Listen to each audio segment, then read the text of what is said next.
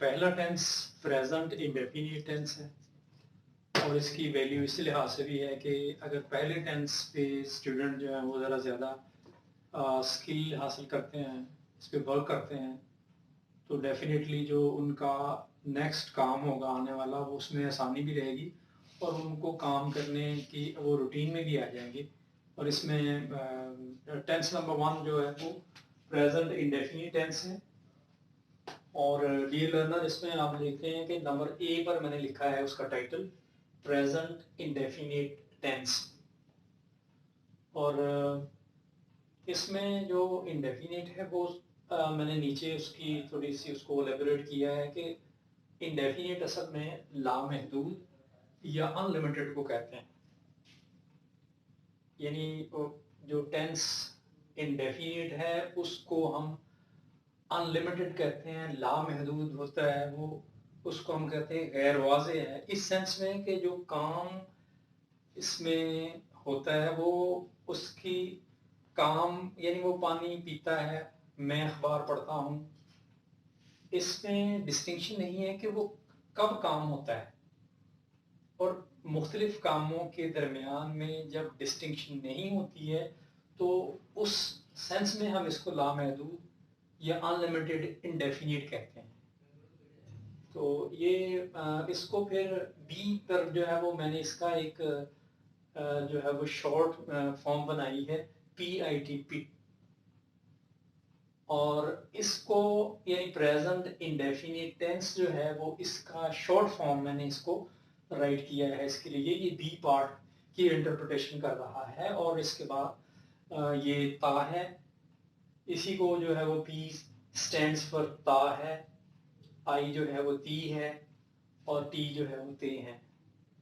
तो इसका meaning dear learner ये रहा कि आपके उर्दू सेंटेंस के लास्ट में अगर ता है, ती है या ते हैं आता है तो आप मुकम्मल तौर पर प्रेजेंट इंडेफिनिट टेंस की जो करेक्टरिस्टिक्स हैं उनको फॉलो कर रहे हैं, उसमें से गुजर रहे हैं और उसके मुताबिक फिर आपने उसका सेंटेंस जो है वो बनाना होता है। और डी में जो है वो इसकी फॉर्मेशन लिखी हुई है कि सबसे पहले सब्जेक्ट आएगा, सब्जेक्ट के साथ वर्ब नंबर 1 आ जाता है इसमें, और ऑब्जेक्ट के बाद फुल स्टॉप है लिखा हुआ, या डियर लर्नर हम इसे पीरियड भी कहते हैं। और यहाँ तक जो है वो एक फॉर्मेशन जो है वो डी तक हम पहुंचे हैं। डी के बाद ई एक पॉइंट जो है वो यहाँ आपके लिए लिखा हुआ है और ये इसमें एडवर्ब्स हैं या एडवर्बियल फ्रेजेस हैं कि लिखा है ये on Friday, sometime, seldom, everyday, daily, never, always, often, really, every week. ये जो एडवर्ब्स हैं ये एडवर्बियल फ्रेजेस हैं, अगर ये सेंटेंस के दरमियान में, शुरू में, ये लास्ट में आए इंग्लिश के सेंटेंस में, तो उस वक्त जो है डियर लर्नर आपने ये मान लेना है, आपने ये जान लेना है कि ये जो एडवर्ब्स हैं इनकी एसोसिएशन जो है वो प्रेजेंट इंडेफिनिट टेंस के साथ है। तो इंडेफिनिट टेंस में ये जो है वो मौजूद होते हैं। किसी भी इंग्लिश के सेंटेंस में आप लर्नर्स जो हैं वो अगर आप इसको देखते हैं ये वाले एडवर्ब्स, तो इनकी पार्टिसिपेशन जो है वो इंडेफिनिट के लिहाज से होती है।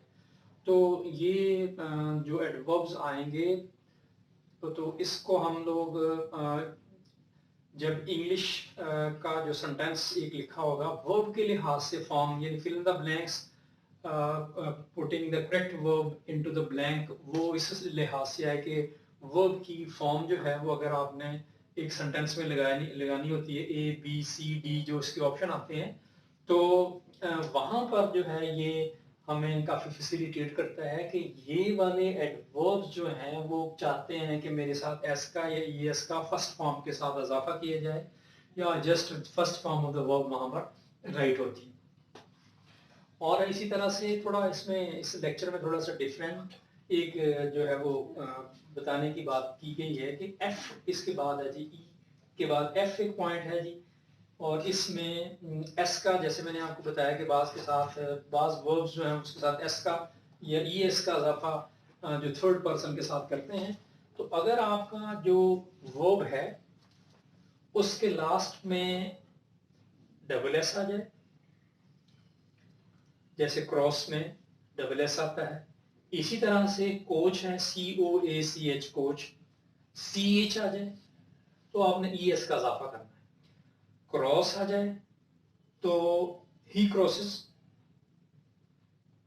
तो आपने ES का इजाफा करना होता है। इसी तरह से गो आता है और ही गोस तो ES आ जाएगा इसमें।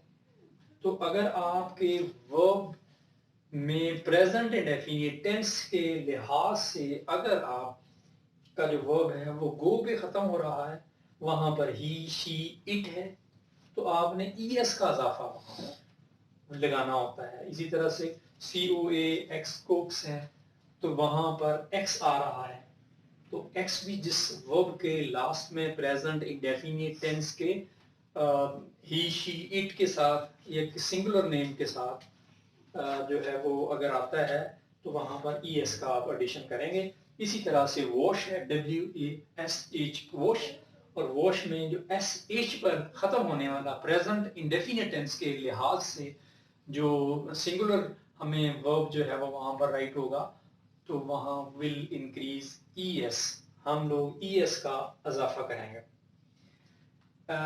F के बाद यहाँ ये G लिखा हुआ है लास्ट में इधर, तो यहाँ स्टूडेंट्स प्लीज अगर आप लोग देख रहे हैं तो कंडीशनल सेंटेंसेस जो हैं उसमें जो नंबर 1 उसकी कैटेगरी है कंडीशनल सेंटेंसेस नंबर 1, उसमें जो सेंटेंस का यानी इफ से पता चलता है कि वो कंडीशनल सेंटेंसेस हैं, और उधर से इंग्लिश में IF इफ से पता चलता है, और जो इधर उर्दू है वो अगर से पता चलता है कि ये कंडीशनल सेंटेंस।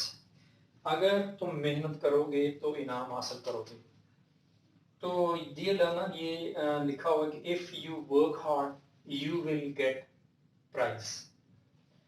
तो सेंटेंस इफ के बाद जो सेंटेंस का पहला वाला एरिया होता है, पहला वाला हिस्सा होता है, उसको हम प्रेजेंट इंडेफिनिट के लिहाज से हम उसको ट्रांसलेट कर रहे होते हैं। तो ये प्रेजेंट इंडेफिनिट टेंस की इस तरह से पार्टिसिपेशन आती है। अब आप थोड़े सेंटेंसेस जो हैं वो इनको भी बढ़ा के इसकी जो प्रैक्टिस है उसको भी कर सकते हैं। Tense number 1 present indefinite tense के अम्ब्रेला में अगर ज़्यादा स्ट्रगल की जाए, ज़्यादा इस पे सेंटेंसेस बनाए जाएं, इसकी एप्लीकेशन देखी जाए, इसमें वर्ब की मूवमेंट देखी जाए, और इसके साथ साथ जो है वो इसके प्रोनाउन है या इसका जो सब्जेक्ट है उसकी मूवमेंट देखी जाए कि किस तरह से ये सेंटेंस पर जो है वो अपना इन्फ्लुएंस छोड़ रहा है, तो इसमें काफ़ी जो है वो बेहतरी पैदा होने की इम्कान हो सकते हैं। तो आइए जी हम लोग इसमें देखते हैं कि अब इसको पर्सन के लिहाज से मैंने एड्रेस किया है। नंबर 1 पे लिखा है जी कि फर्स्ट पर्सन है आई और वी। आई और वी जो है ये फर्स्ट पर्सन है, ये यहाँ राइट किया हुआ है, और मैंने यहाँ आपके लिए लिखा कि मैं अखबार पढ़ता हूँ, आई रीड द न्यूज़पेपर।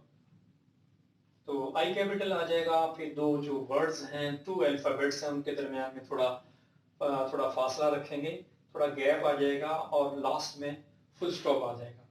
इसी तरह से मैं वर्जिश करता हूँ, मैं आता हूँ, मैं पहली पोजीशन हासिल करता हूँ, मैं रोज़ाना पढ़ाई करता हूँ। इस तरह के सेंटेंसेस जो हैं वो आप एक जगह पर इकट्ठे करेंगे, तो वो सेंटेंसेस जो हैं वो उनकी वर्ब देखें, फिर उसका सब्जेक्ट ढूंढें, फिर उसको जो है वो बाकायदा ट्रांसलेशन करने की कोशिश करें। तो इसमें काफ़ी स्किल भी गेन होती है, प्रैक्टिस भी आती है, और स्टूडेंट जो है या लर्नर जो है वो काफ़ी गेन करता है, एक्सपीरियंस भी आता है। के बाद ये लिखा हुआ है, इसमें मैंने लिखा हुआ है ता है भी, कि ये ता है इसमें आता है, ये देखिएगा ता है और ये ता है, इसी तरह से ता है। तो ये ता है कि रिप्रेजेंटेशन जो है वो फर्स्ट पर्सन जो आई के लिहाज से जो है वो इसको एड्रेस किया गया है। नंबर 2 पर जो है वो इसका वी जो है वो फर्स्ट पर्सन में शामिल है, कि इसमें ते हैं। अब आप इसको भी देख रहे होंगे कि ते ते है, ये देखे ते। वी प्ले क्रिकेट, हम क्रिकेट खेलते हैं। फिर इसके बाद जी साथ में सेंटेंस जो आपकी प्रैक्टिस के लिए जो मैंने सॉल्व नहीं किए हुए हैं, इसका मतलब है कि स्टूडेंट्स जो है वो इसको सॉल्व करेंगे और वो जो है वो चेक करवाएं, उनको देखें, समझें। तो ये एक बहुत स्किल है, ये काफ़ी बड़ा जो है वो आपका एक अपहिल टास्क होगा कि अगर आप इनको जो है वो मीट करते हैं, इसको आप एड्रेस करते हैं, इसको राइट करते हैं। तो हम मेहनत करते हैं, इसी तरह से हम लिखते हैं, हम रोज़ाना क्रिकेट खेलते हैं, ठीक है जी, हम एक कहानी लिखते हैं। तो ये सेंटेंसेस जो हैं वो एक प्रोनाउन पर बेस करते हुए, अगर आप 10 सेंटेंसेस जो हैं वो एक प्रोनाउन पर बेस करके लिखते हैं तो ये बड़ी प्रैक्टिस होगी आपके लिए। और उसमें आप देखेंगे कि after doing all these thing you will gate superiority and you will also get experience at that moment। और यही एक होता है स्टूडेंट के लिए कि वो कुछ न्यू चीज़ें जो हैं वो नई चीज़ें उनको प्रोड्यूस कर रहा हो और उसमें उसको काफ़ी वो कॉन्फिडेंट भी होता है। नेक्स्ट जो है जी ये भी पहला ता था, ता, फिर ते हैं, ता है, ये ता है और ये ते हैं के तौर पर आता है। अब सेकंड पर्सन मैंने यहाँ पर राइट किया हुआ है और लिखा है कि यू वॉच टेलीविजन, तुम टेलीविजन देखते हो। तो इसमें इसी तरह से जी ये जो यू है ये सेकंड हमारा जो प्रोनाउन है, पर्सनल प्रोनाउन के तौर पर ये सेकंड रैंकिंग में आता है। तुम भागते हो, तुम इनाम पाते हो, तुम कॉलेज में पहली पोजीशन हासिल करते हो, और इसी तरह से और तुम अच्छा लिखते हो। इस तरह से सेंटेंसेस मैंने आपका time and again I also say that you will reproduce more and more sentences। You will also write down all these things on your sheet पे आप ये लिखें और इसमें आप काफ़ी हद तक जो है वो गेन करेंगे। और ये चीज़ अच्छा जी थर्ड पर्सन जो है वो यहाँ से शुरू होता है। ये 3 मैंने लिखा हुआ राइट किया हुआ है आपके लिए, यानी ये ता है, ती है, ती, ये इसकी रिप्रेजेंटेशन कर रहा है। और इसमें जो एक देव जो है ये भी इसमें थर्ड पर्सन में शामिल है। लेकिन सबसे पहले हम लोग ये पहले जो 3 हैं इनको हम लोग थोड़ा सा एड्रेस करते हैं कि ये क्या चीज़ है, किस तरह से इसकी मूवमेंट जो है वो पर्सनल प्रोनाउन के हवाले से वो पर इसका इन्फ्लुएंस क्या होता है। तो देखें वो खेलता है, ही प्लेस, वो चाय पीता है, वो लिखता है, वो नमाज अदा करता है, वो टेलीविजन देखता है। So you may reproduce such sort of sentences and that will help you out from taking the skill upon your mind, and you will also get success and you will also have superiority upon the other students of your class, fellows or the mates। Next जो है ये लिखा है she, ती है कि जो है रिप्रेजेंटेशन के लिए है कि शी रीड्स, वो पढ़ती है, वो खेलती है, वो हंसती है, वो जाती है, वो पहला इनाम हासिल करती है और वो कुरान पाक की तिलावत करती है।